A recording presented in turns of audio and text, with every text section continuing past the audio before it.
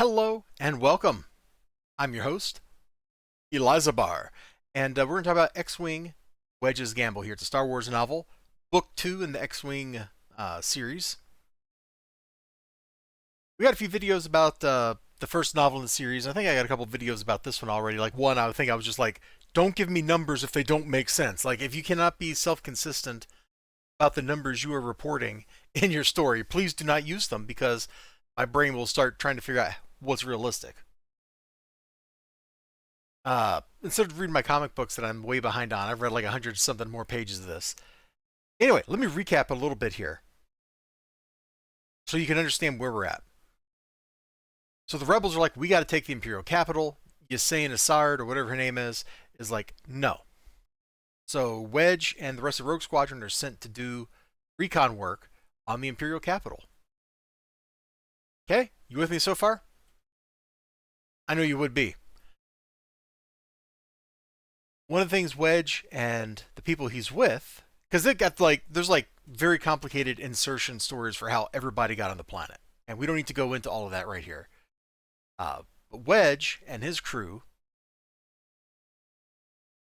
go to like the Imperial Museum. I forget the exact name of it, but it's like the Imperial Museum of History, and it's got like an exhibit showing the fall of the Jedi Order, how they started out as this noble, wonderful order and became corrupted and greedy and yada yada. And the Emperor saved the galaxy from their tyranny, from their terror.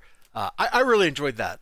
I kind of getting the alternate spin on the history of the Star Wars universe, you know? But what I really liked is on page 138 or 137, somewhere in there.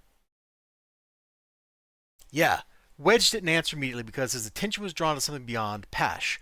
The museum had been constructed, yada yada, and so he's looking out, and in the space between where they're at and the Imperial Palace and the Imperial Justice Court, a vicious dark rolling cloud coalesced in the kilometer or so between the buildings. Golden lightning shot through it, then arced up into the air, brilliant energy, yada yada. And you might remember when I was reading Psychodrome, I was like, books should give you something that you can't see in real life. And so I think this book, like, it's got a couple places where it has little, like, hey, here's something really cool.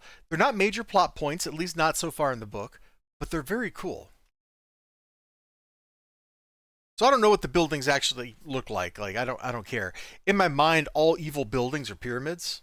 So, you know, we've got like, maybe it's a ziggurat over here, and over here we got like the museum, and it'll just be like, ooh, look at this, and it's got like, you know, some cornice or something up here. Ooh, wow, look at that.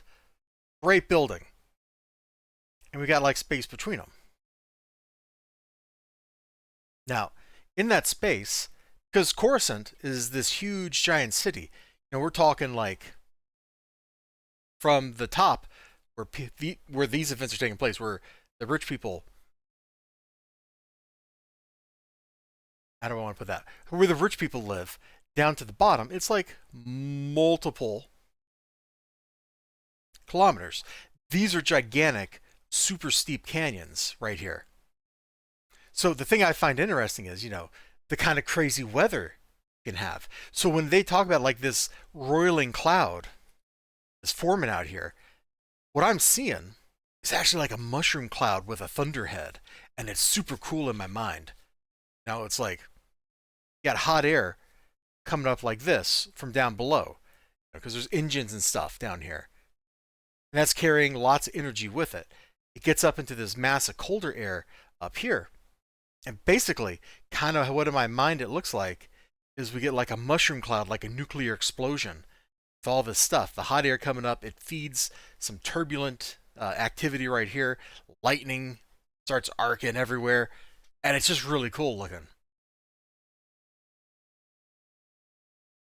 In real life, you can kind of see something like this if you look at the cases where there's the static lightning that comes off of volcanoes for certain types of eruptions.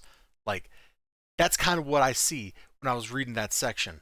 And it's really cool, and it really popped into my mind very vividly. I realize it's like 2 paragraphs of text out of 100 something pages I've read that I'm talking about here, but I thought that was a great visual, and I'm really appreciative that it was put in there because it gave my mind something to chew on other than the narrative is a nice juxtaposition. And they do talk about how the lightning goes like up into the air too. So I'm kind of thinking like maybe that's going to factor into the whole plot to bring the planetary shield, like the defenses down and stuff. So this may be like a little clue they've dropped to hint at something in the future. I don't know. I don't remember how this book goes. So it's like I'm reading it for the first time, even though this is the second time I've read it. It's great. I'm having a blast.